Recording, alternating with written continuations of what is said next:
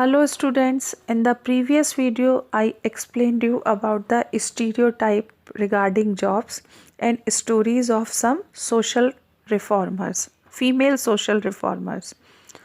Now let us start the topic reasons for inequality. बच्चों, महिलाओं और पुरुषों की शिक्षा में असमानता के पीछे कारण क्या हैं?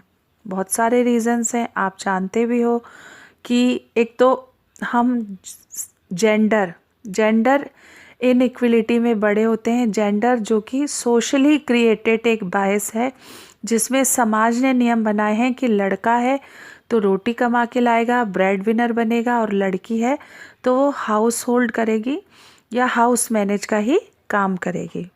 एक तो ये रीज़न होता है जिसमें कि शिक्षा में या काम के प्रति महिलाओं और पुरुषों में असमानता होती है। कई बार फैमिली में रिसोर्सेज इतने कम होते हैं कि जो फैमिली मेंबर्स हैं, पेरेंट्स जो हैं, वो ये सोचते हैं कि बजाय डॉटर के सन को स्कूल भेजा जाए या जितने भी रिसोर्सेज उनके पास अवेलेबल हैं उनमें बेटर से मोस्ट बेटर उनके लड़के को प्रोवाइड करवाया जाए। लड़कियों को कई बार कुछ इस तरह का सिनेरियो होता है कि स्कूल बहुत दूर होते हैं, इतनी दूरी पर बच्चियों को पेरेंट्स सेफ नहीं समझते पढ़ने के लिए भेजना, और इस कारण से भी वो उन्हें दूर स्कूल में पढ़ने नहीं भेजते हैं। इसके अलावा चाइल्ड मैरिजेस, ये एक बहुत बड़ी सोशल इवल है जो कि हमारी सोसाइटी में अभी भी प्रेजेंट है। ये भी एक बहुत बड़ा रीज़न है लड़कियों को शिक्षा से दूर रखने का। Struggle for equality, Beti Bachao Beti Padhao scheme, ये 22 जनवरी 2015 को लॉन्च की गई थी, जिसमें कि हर लड़की की सुरक्षा के साथ साथ में हर लड़की को शिक्षित बनाने का एक प्रण लिया गया था। ये नारा हमारे देश के प्रधानमंत्री मिस्टर नरेंद्र मोदी ने दिया। स्ट्रगल फॉर इक्वलिटी, इतनी आज जो बच्चियां हम देखते हैं हमारे स्कूल में, कॉलेजेस में, या जितनी फ्रीडम आज लड़कियों को मिली हुई है वो बहुत आसानी से नहीं मिली है। इसके लिए हमारे जो सोशल रिफॉर्मर्स हैं उन्होंने बहुत ज़्यादा स्ट्रगल किया है। आज के समय में हम प्रमोट करते हैं गर्ल्स को कोई सा भी प्रोफेशन चुनने के लिए, एजुकेशन लेने के लिए।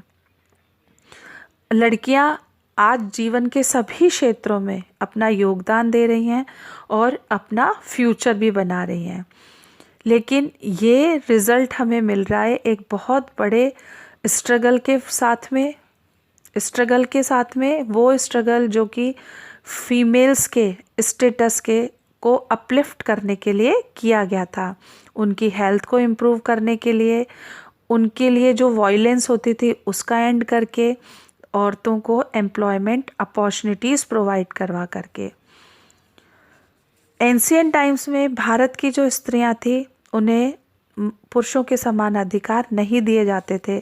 क्यों नहीं दिए जाते थे? क्योंकि हमारे समाज के कुछ कठोर नियम थे, जैसे कि सती प्रथा, पर्दा प्रथा, violence, female infanticide, child marriages and many मोर।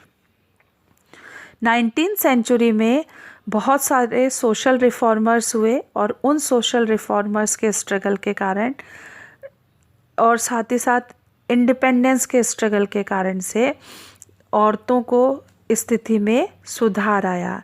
ये वो समय था जबकि सोशल रिफॉर्म और मूवमेंट जो थे वो महिलाओं की स्थिति में सुधार कर रहे थे। बहुत सारे अलग अलग समाज सुधारकों के प्रयास से महिलाओं की स्थिति में सुधार हुआ। राजा Ram Mohan Roy, Ishwar Chandra Vidyasagar, Jyotiba Phule, Annie Besant, Sarojini Naidu, Pandita Ramabai, Margaret कमला देवी चट्टोपाध्याय, ये कुछ उस समय के महान समाज सुधारक हैं। महिलाओं की जो लड़ाई है डिस्क्रिमिनेशन के विरुद्ध, ये अभी भी ख़त्म नहीं हुई है।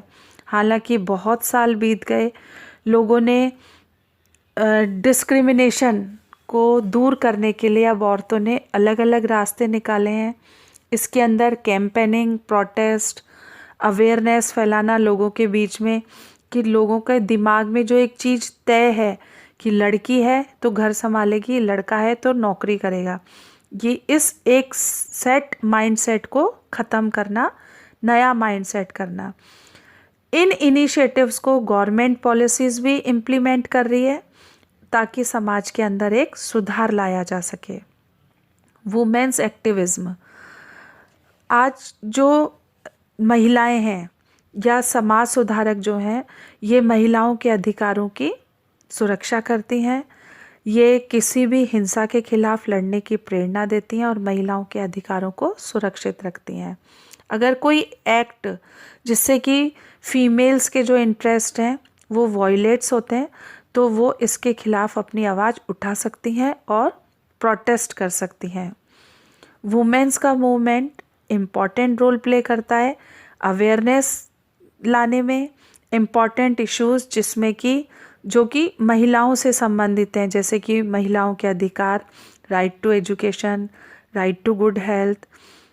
ये अवेयरनेस कैंपेन्स चलाए जाते हैं in the form of street plays, public meetings, cultural program etcetera. Women activist rallies भी लॉन्च करती हैं और प्रोटेस्ट भी करते हैं जिससे कि पब्लिक अवेयरनेस आती है, और पुलिस और जुडिशरी ये भी इन मुद्दों को ध्यान में रखती है।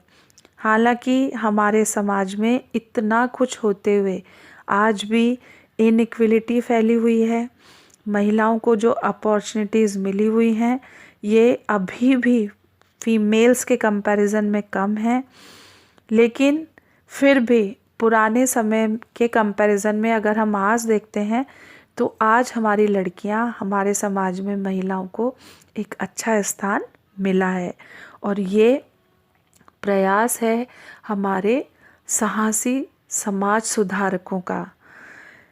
We await the day when inequality between the rights of man and woman will completely fade away। हम अभी भी इंतज़ार कर रहे हैं उस एक दिन का जिसमें हम सुनेंगे कि महिलाओं और पुरुषों के बीच का जो अंतर था वो अब पूरी तरह से समाप्त हो गया। Thank you, have a nice day.